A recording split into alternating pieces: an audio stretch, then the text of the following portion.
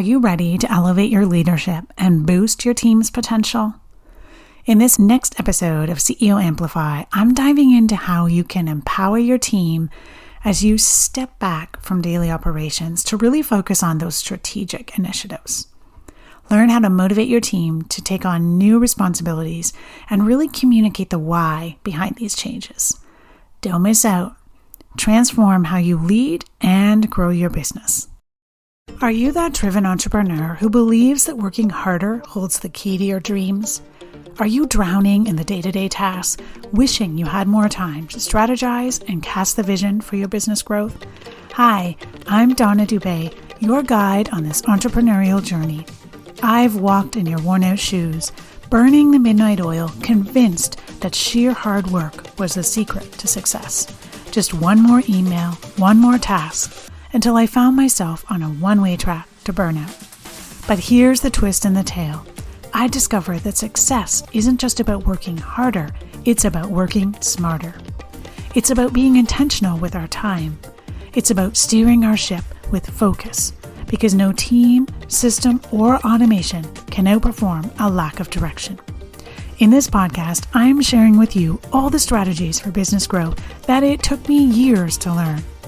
If you're ready to step out of the daily overwhelm so you can amplify your profits, then I'm ready to teach you. I believe the only limit to your business growth is the one you set for yourself. Go grab a notebook, warm up that cup of tea, and let's do this. Welcome back, CEOs. I'm so glad you're here. Before we dive into the episode, I want to share something with you that I'm really excited about. From July 9th to July 16th, I'm hosting the Think Like a CEO bundle. And this is a collection of carefully curated digital products, 50 products in total, to really help you lead and manage your business with confidence. I get it, right? You're an established entrepreneur, you're juggling the demands of your business, and sometimes it really just feels like we're stuck in a hamster wheel. Putting out fires, delegating and hiring is a lot. And so that's why I've created this bundle, Think Like a CEO, to really help you work smarter, not harder. And this bundle is open only for a short time, only till the 16th of July. So I want to make sure you get in on it. To register, all you have to do is go to ceoamplify.ca/bundle and put in your name and email, and you're on your way. And this bundle is your ticket to a more productive, less stressful entrepreneurial journey. We have 4 main content pillars, or 4 pillars within this bundle: productivity and time management, CEO mindset shifts, delegation and hiring, and systems and processes. So yes, my friends, it's all on the operations side of things. But again, it's only available for 7 days, July 9th through the 16th. So make sure you hop over to ceoamplify.ca/bundle and take part. Alrighty, let's talk about empowering our team. So I want to dive into this topic because it's really crucial for every business leader. We have to be able to transition from day-to-day operations to strategic leadership while empowering our team to take on more responsibilities. And I get it, right? As entrepreneurs, it's natural to want to be involved in every aspect of our business because as we grow, we get part of it. But it's essential to delegate and to focus on those higher level tasks. And so sometimes this transition from getting out of the day-to-day operations to being more strategic can be quite challenging because it's not just about delegating tasks. It's actually about inspiring your team to take ownership and really understand the bigger picture. So first, let's talk a little bit about the importance of empowering your team. I want you to imagine your business as a ship and you're the captain. Now, in order for you to navigate the waters ahead of you, you need a skilled crew, right? They're going to navigate the waters and you're going to chart the course. You're the captain, but your crew needs to know why they're working so hard and what awaits them at their destination. Empowering your team means giving them the tools, trusting them, and giving them the authority to make certain decisions. For instance, if you think about a huge big company like Google, they actually encourage their employees to spend about 20% of their time on passion projects. And for you, you might think, well, I can't afford to have my subcontractors and my employees spending 20% of their time on passion projects. I get that.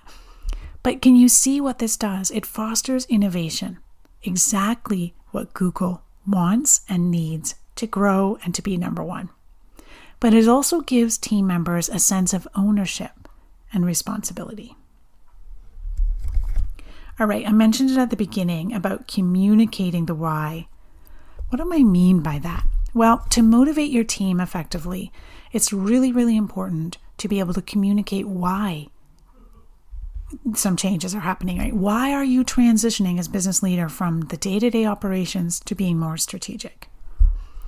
And people are more likely to embrace new responsibilities if they understand the purpose. If we think back to Simon Sinek's book, Start with Why, explain how stepping back will allow you to focus on strategic growth, which in turn creates more opportunities for everyone. Really help your team understand the reasons behind the shift in responsibilities and how it benefits both the business and them personally. And I want you to be transparent about your goals and your vision for your company. Explain to your team how their involvement in higher level initiatives will actually contribute to the company's growth and success. So as an example here, if you're delegating project management tasks to focus on business development, highlight how this shift can create new opportunities for the team and the organization as a whole, right? Your team needs to understand the why behind the changes. So share with them. Share your vision. Share your mission. Don't be hiding it. And allow them to see how their roles are so crucial in achieving your vision. If you are transitioning, some of your responsibilities as business leader to your team, perhaps holding a meeting where you paint a vivid picture of the company's future growth and how each team member's contributions are essential to getting there. So this can be a separate meeting from your normal meeting. This is a special meeting for you to paint the picture of where you're going. Where is this ship going? And how are each of your team members so crucial in helping you get there? And this not only motivates your team, but it also makes them feel valued and an integral part of the mission. And then you can follow up this meeting with regular quarterly team meetings where you're going to share with your team the priorities for the next quarter, right? So you're going to take some time, celebrate the accomplishments of the previous quarter, and share what the team can look forward to in the next quarter. You want to make sure that each team member is clear on where their role fits into the big picture for the next 90 days. Make sure on this meeting that you're giving them time and space to share their ideas as well, right? You want that buy-in. You don't want this top-down management. All right, next up is delegating meaningful tasks. So what I want you to do is start by identifying tasks that align with your current team members' strengths and career goals.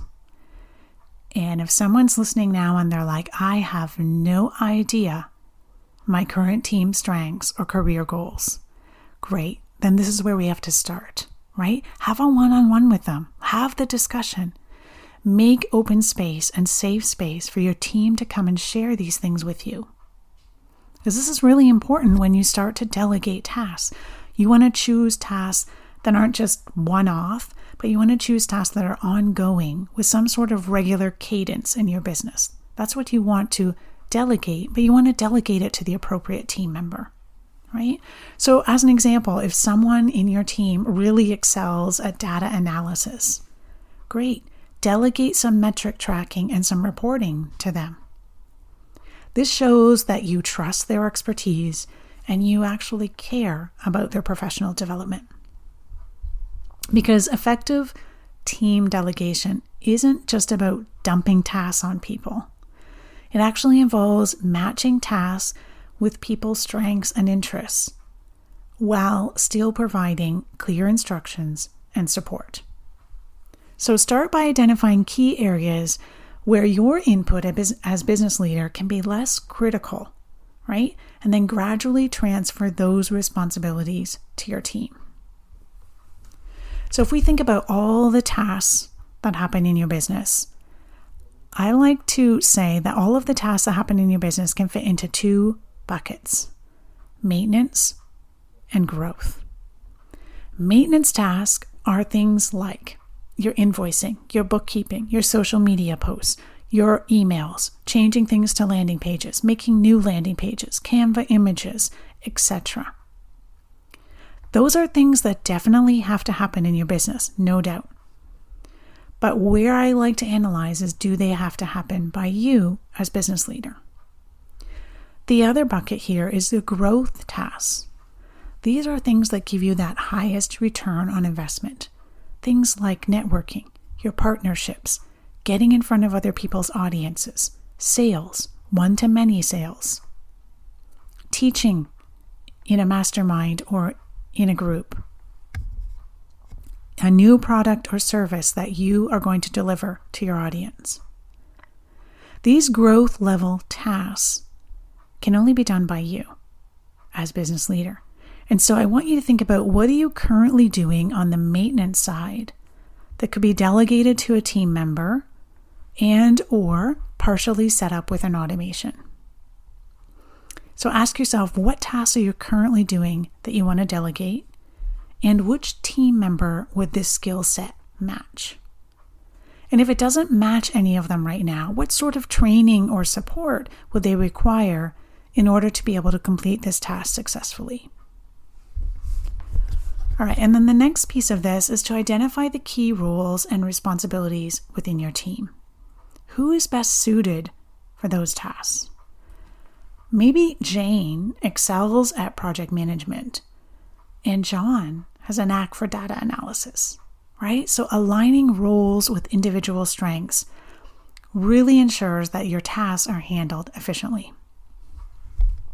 I know for myself, I'm a very analytical, very logical. And so for me, going in Canva and being creative and making a whole bunch of images, not my strong suit, right? You won't find me as a social media manager, without a doubt.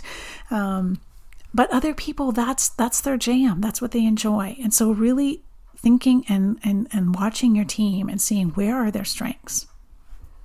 And if you don't have this already, create a detailed job description for each role within your business that outlines specific responsibilities and expectations.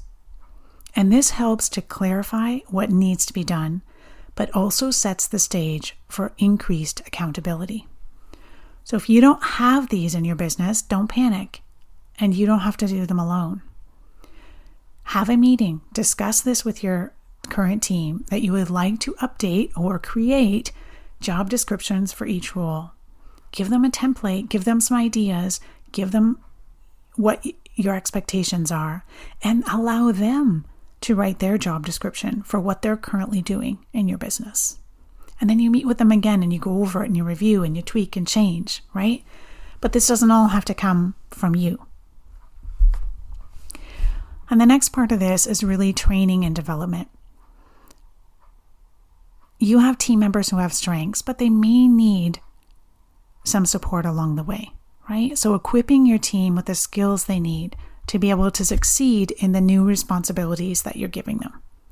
So whether that's, allowing them to go to a workshop or an online course or have some mentorship opportunity, whatever that looks like for you, but allowing them and giving them space to be able to participate in those so that they can deliver on a higher level. One of my clients invested in a project management training for her team members. She was doing a lot of project management for her business. And when she decided to step back from that, she could see that she didn't have a team member ready to take that on right away. And so she was stuck really overseeing every project detail because she didn't have someone to pass it to. But when we actually investigated it further, all we needed was a little bit of training for a team member to be able to take on that project management role. And so we invested, the team member got the training, and it paid off tremendously because her team became more proficient in managing the projects without the business leader in it, right? And that freed up the business leader to then pursue new business opportunities. So it's not just about taking things off your plate so that you can have a vacation. Maybe that's part of the thing. Maybe you do need a vacation. But in all fairness, it's about taking things off your plate so that you can focus more on those growth level tasks, those higher level tasks that bring that return on investment. You are the only one in your business who's going to operate and think at that level. And so you need to have time each and every week set aside for you to do that. Alrighty. I hope you see that it's not just about handing off tasks. It's about trusting your team with new responsibilities and allowing them to grow. I like to think of it as planting seeds in a garden, right? You plant the seeds. If you provide the right conditions, those seeds will flourish into strong, independent plants. I remember working with a online business owner who was hesitant to delegate financial tracking to their team. And it was something that she held on to for quite a while until it got to a point where she wasn't interested in doing it anymore and sometimes wasn't keeping up with it because other priorities were getting in the way. And so we came in, we provided some training and set some clear goals, and she empowered her team members to take ownership of this task. What happened? Well, her team felt more confident, more engaged, and she had more time to focus on strategic planning. So if you aren't doing this already, I highly consider you having quarterly one-on-one check-ins with your team members. You and your team member, 15, 30 minutes max. And this gives them a safe place and space to discuss their current role and where they would like to grow. Have a discussion about their expertise and their skill set. And you may be surprised to learn that they have hidden talent you haven't even tapped into. What areas would they like to grow in? What opportunities do you see or do they see for growth? Alrighty, the next piece of empowering our team is really to provide clear guidelines and expectations. And so yes, I get it. We want our team members to be fully autonomous and just do the thing, right? And while autonomy is important, they need clear guidelines. And clear guidelines ensures consistent, clear results. And so yes, I highly, highly suggest you create SOPs or standing operating procedures for recurring tasks that have a regular cadence in your business. Have a central hub where these SOPs are stored and all team members can find them. Consider even linking the task and the SOP right in your project management tool so that when someone goes to do that task, they can easily pull up the process and know exactly what steps are involved and know what success looks like. And then if you have SOPs already, I want you to empower your team to be responsible for them. Empower your team to review them on a regular basis and update them as necessary. So what I do in my business is that the SOPs are in a library, and every month or so, every team member has a couple of SOPs that we go through. So we pull up the SOP, we go through it. Are we still doing things the same way? If something needs updating or changing, we update and change, and we put the review date at the bottom. So that we're not having just SOPs sitting in the background collecting dust, right? These are living documents that we want to use in the business. And so making sure they're up to date is really, really important. I like to bring up the example of McDonald's restaurant here whenever I'm talking about these processes, because if we think about McDonald's, their success lies really in having standard procedures that every employee follows. Right? It ensures a set standard of quality and efficiency. That McDonald's restaurant down the corner in your town is literally run by teenagers. And if you go to most adults and say, Could a bunch of teenagers run a restaurant? They would probably say no, right? But if you're 18, you're already a manager at McDonald's. And how can they do this and be successful? They do this because they have clear processes and systems in place that the team can follow and repeat over and over again. And that's what is so crucial to their success. And the other piece of this is accountability. Establishing accountability mechanisms, right? It really ensures that everyone stays on track without you having to micromanage. So I like to think about this accountability like guardrails on a winding road. So you're driving on a twisty, winding road and they put guardrails on the edges, right? And that's to guide us without restricting our freedom. So we can still drive smoothly, but if we, go too far to the left or the right, those guardrails are there to prevent us from falling over the edge. And implementing tools like project management software and dashboards where tasks and deadlines are clearly visible to everyone makes this accountability super, super strong.